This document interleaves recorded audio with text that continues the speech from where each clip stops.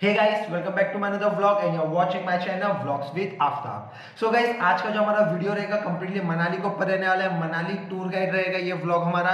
Means अगर आप मनाली जाना चाहते हैं तो किस तरह से जाना है, कब जाना चाहिए मनाली, कहाँ से जाना है, कहाँ रुके, कौन सी घूमने की फेमस जगह है, टोटल बजट, टोटल खर्चा कितना होगा मनाली जाने का, हर एक कंप्लीट डिटेल डिस्कस करेंगे आज इस वीडियो में। दोस्तों शुरू करते हैं हम हमारी मनाली की यात्रा को। हमारा मनाली यहाँ पे जो फेमस है वो फेमस है सिर्फ और सिर्फ स्नो एक्टिविटीज़ के लिए।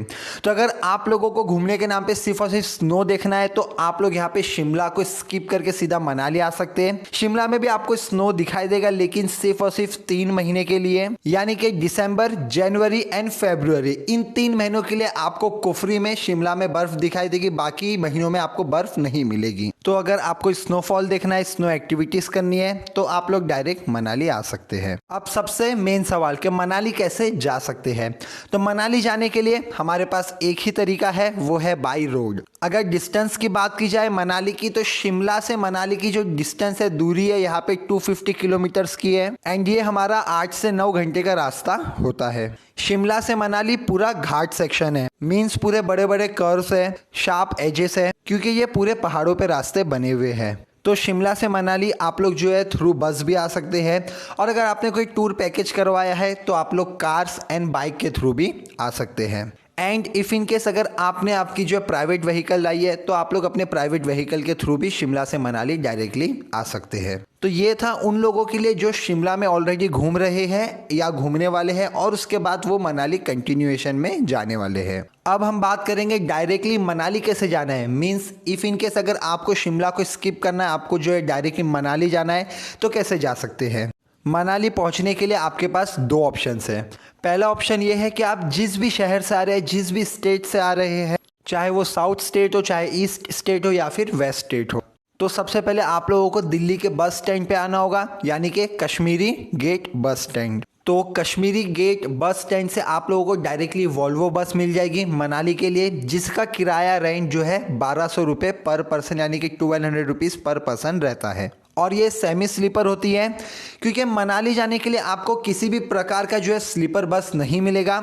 इसका सबसे मेन रीज़न ये है कि मनाली जब हम जाते हैं तो पूरी तरह से इलाका पहाड़ पे बना है और इसके जाने के रोड्स भी जो है पहाड़ पे बने हुए हैं। तो अगर स्लीपर बस से जाया जाएगा तो इससे जो है बस का बैलेंस बिगड़ सकता है। तो इसी रीज़न की वजह से वहाँ पे जो है स्लीपर बस नहीं चलती है। जो भी बसेस चलती है वो या तो सीटिंग रहेगी या तो आपकी सेमी स्लीपर रहेगी। तो बेस्ट तो यही रहेगा कि आप सेमी स्लीपर बस हायर कीजिए, आराम से कंफर्टेबली आप बैठ के जा सकते हैं। एंड वन मोर थिंग, अगर आपको अपना बजट और लो करना है तो आप लोगों को हिमाचल प्रदेश की स्टेट बस भी मिल जाएगी, जिसका किराया सिर्फ और सिर्फ 600 रुपये होता है। लेकिन आपको इसमें काफ़ी परेशानियों का सामना करना पड़ेगा, क्योंकि सबसे पहले तो ये सीटिंग है, तो इसमें बैठे बैठे आपकी हालत ख़राब हो जाएगी। एंड दिल्ली टू मनाली लगभग हमारा 13 से 14 घंटे का रास्ता है, क्योंकि यहाँ पे दिल्ली टू मनाली का जो डिस्टेंस है 530 किलोमीटर्स है, जो कि काफ़ी ज़्यादा है। एंड सेकेंड ऑप्शन जो है दोस्तों आप लोगों का मनाली पहुंचने का, वो है चंडीगढ़ टू मनाली। चंडीगढ़ से मनाली की जो डिस्टेंस है, दूरी है, वो यहाँ पे 290 किलोमीटर्स है। इसके लिए सबसे पहले आपको चंडीगढ़ आना होगा। चंडीगढ़ में आपको रेलवे स्टेशन भी मिल जाएगा। चंडीगढ़ से आप वहाँ सेक्टर 43 बस स्टेशन चले जाइए। एंड सेक्टर 43 बस स्टेशन पे आप लोगों को बहुत सारी ढेर सारी बसेस मिल जाएगी डायरेक्टली, जो कि आपको मनाली ड्रॉप करेगी। चंडीगढ़ से मनाली की दूरी मैंने बताया ऑलमोस्ट 290 किलोमीटर्स है। एंड आपको चंडीगढ़ से मनाली पहुंचने के लिए लगभग यहाँ पे 9 से 10 घंटे लगेंगे। एंड यहाँ पे चंडीगढ़ से मनाली अगर आप जाते हैं तो यहाँ पे भी आप सेमी स्लीपर बस ही प्रीफर कीजिए। वहाँ पे आपको स्टेट ट्रांसपोर्ट की बसेस भी मिल जाएगी, जो कि कॉस्ट भी कम रहेगा उसका। यहाँ पे जो रेंट रहेगा यहाँ पे सेमी स्लीपर से कंपैरेटिवली कम रहेगा, बट प्रीफरेंस जो है सेमी स्लीपर को दीजिए, क्योंकि यहाँ पे जो स्टेट बसेस रहेगी इसमें आपको काफ़ी प्रॉब्लम फेस करने पड़ेंगे, क्योंकि ये जो है बहुत स्पीड बस चलाते हैं एंड जो है पूरे रोड शार्प कर्वेचर्स है, तो इसमें आपको सर दर्द और वोमिट जैसी प्रॉब्लम्स भी हो सकती है। तो आप लोग यहाँ पे जो है सेमी स्लीपर बस को ही प्रेफरेंस दीजिए, काफ़ी आरामदायक रहता है और आपको पता भी नहीं चलेगा, आपका पूरा वक्त हो जाएगा और आपका सफ़र भी आसान हो जाएगा। अब दोस्तों आप लोगों को यहाँ पे एक और चीज़ इन एडिशन बताना चाहूँगा। लाइक यहाँ पे आपने कुल्लू और मनाली दोनों नाम सुने होंगे, बट ये कुल्लू मनाली जो है दोनों एक जगह नहीं है, दोनों अलग अलग जगह है। कुल्लू पहले पड़ता है एंड उसके बाद में जो है 30 किलोमीटर्स के बाद जो है मनाली आता है। सो गाइस यहाँ पे अगर कुल्लू की बात की जाए तो कुल्लू में कुछ खास ज़्यादा करने को है नहीं, सिर्फ गिन चुन के 2 ही चीज़ें यहाँ पे करने को है। फर्स्टली आप वहाँ पे रिवर राफ्टिंग कर सकते हैं एंड सेकेंड शॉपिंग कर सकते हैं। कुल्लू जो है शॉपिंग के लिए काफ़ी फेमस है। कुल्लू में बहुत सारी इंडस्ट्रीज फैक्ट्रीज है जो कि शॉल्स मैन्युफैक्चर करती है। तो अगर आपको शॉल बाय करना है तो वहाँ पे आपको काफ़ी खूबसूरत अच्छे हाई क्वालिटी के और जो है सस्ते शॉल्स मिल जाएंगे। तो मेनली बताने का मोटिव ये था कि कुल्लू में आपका जो स्टे करना कंपलसरी नहीं है, आप वो जो है रास्ते में चलते चलते कुल्लू को जो है कवर कर सकते हैं। लेकिन आप अगर बस से आ रहे हैं तो आपका कुल्लू जो है मिस हो जाएगा, क्योंकि बस वाला आपके लिए तो स्पेशली कुल्लू पे आपको उतार के आपके लिए वेट नहीं करेगा। तो अगर आप वहाँ पे कुल्लू पे उतर के फिर वहाँ पे कुल्लू को कवर करके फिर अपनी जो है आगे टूर को जो है कंप्लीट करना चाहते हैं मनाली जाके, तो भी आप वो कर सकते हैं। या फिर इनकेस अगर आप जो है किसी ट्रैवल पैकेज के थ्रू आए हैं या फिर प्राइवेट व्हीकल है, तब तो सबसे बेस्ट है आप लोग डायरेक्टली आसानी से कुल्लू को कवर करके मनाली के लिए निकल सकते हैं।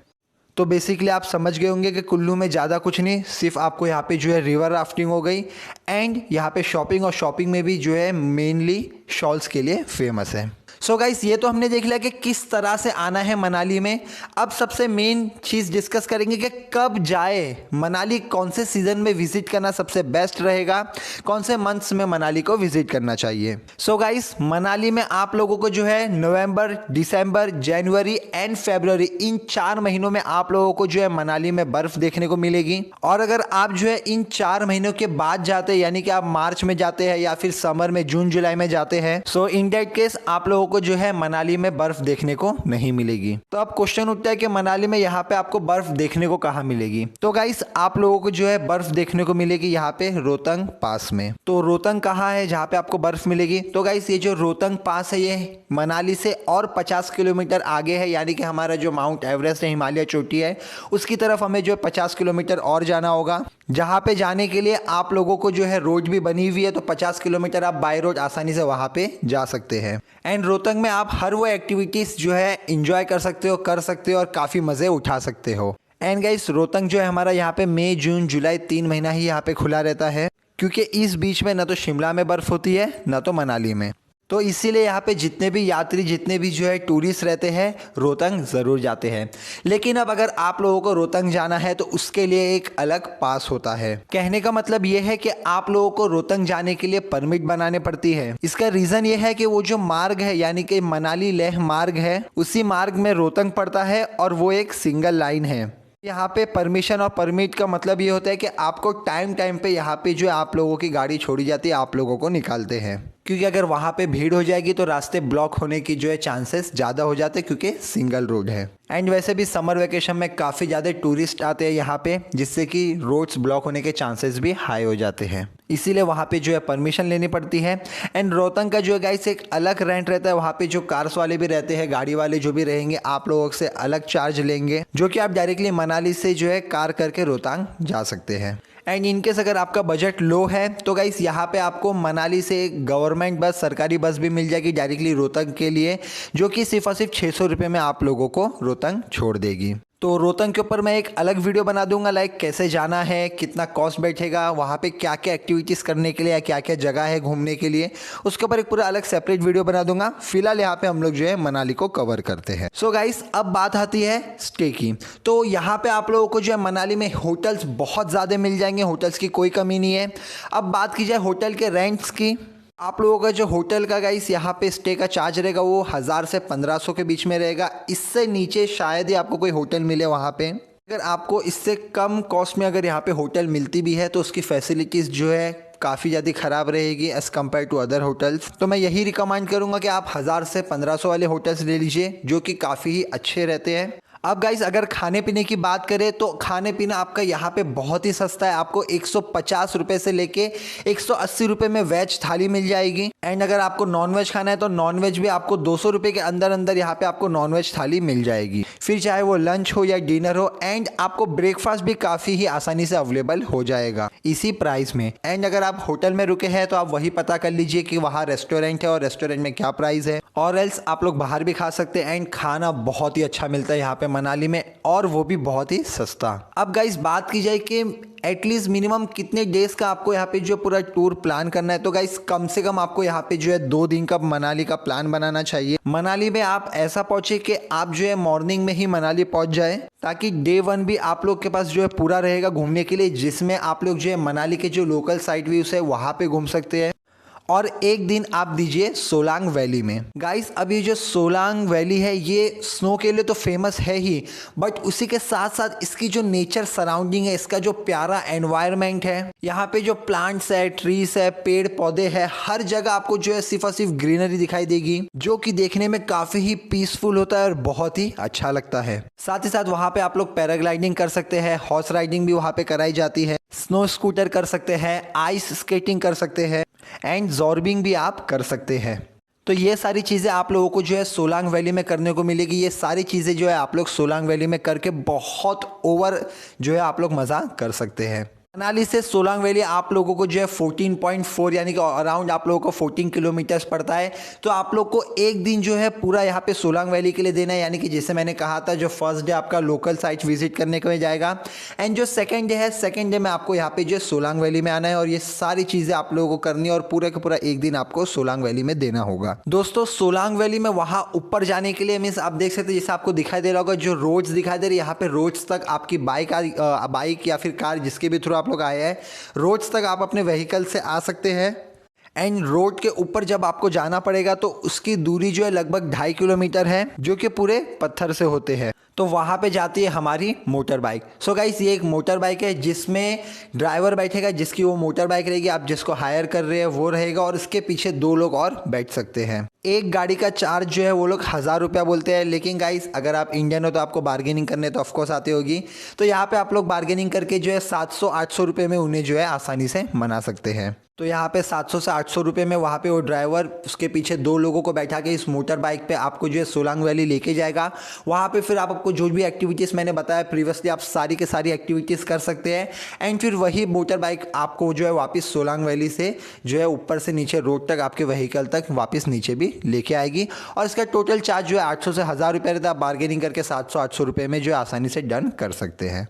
अब बात करते हैं मनाली में घूमने के लिए कौन सी सबसे फेमस जगह है और कहाँ कहाँ पे आपको जो है विजिट करना चाहिए मनाली में। तो दोस्तों मनाली में सबसे ज़्यादा जो फेमस है वो है यहाँ पे मॉल रोड, जहाँ पे आपको फास्ट फूड, जंक फूड और भी कई सारी चीज़ें आपको वहाँ पे खाने को मिलेगी। साथ ही साथ वहाँ पे आपको जो है हैंडक्राफ्ट के सामान हो गए, फिर विंटर्स के कपड़े हो गए, काफ़ी सारी चीज़ें वहाँ पे, काफ़ी बड़ी मार्केट है, काफ़ी सारी चीज़ें आपको वहाँ पे जो है चीपेस्ट रेट में मिल जाएगी। तो आप लोग उस मॉल रोड को भी कवर कर सकते हैं इनकेस आपको शॉपिंग करनी है। एंड रिकमेंडेड है कि आप लोग मॉल रोड को जो है इवनिंग में ही यहाँ पे कवर कीजिएगा। फिर मनाली से कुछ दूरी पे आप लोगों को जो है हिडम्बा टेम्पल भी मिल जाएगा। आप लोग वहाँ पे हिडम्बा टेम्पल भी विजिट कर सकते हैं। एंड वहाँ की जो है नेचुरल सराउंडिंग ब्यूटी जो है बहुत ही ज़्यादा खूबसूरत अच्छी है, जो कि फ़ोटोशूट के लिए परफेक्ट प्लेस रहेगी। एंड अगर आप सीज़न में जा रहे हैं तो आप लोगों को यहाँ पे टेम्पल और उसके आजू जो हर जगह जो है बर्फ़ की चादर दिखाई देगी, जो कि देखने में काफ़ी ही मस्त लगता है। नेक्स्ट आप लोग विजिट कर सकते हैं वशिष्ठ टेम्पल।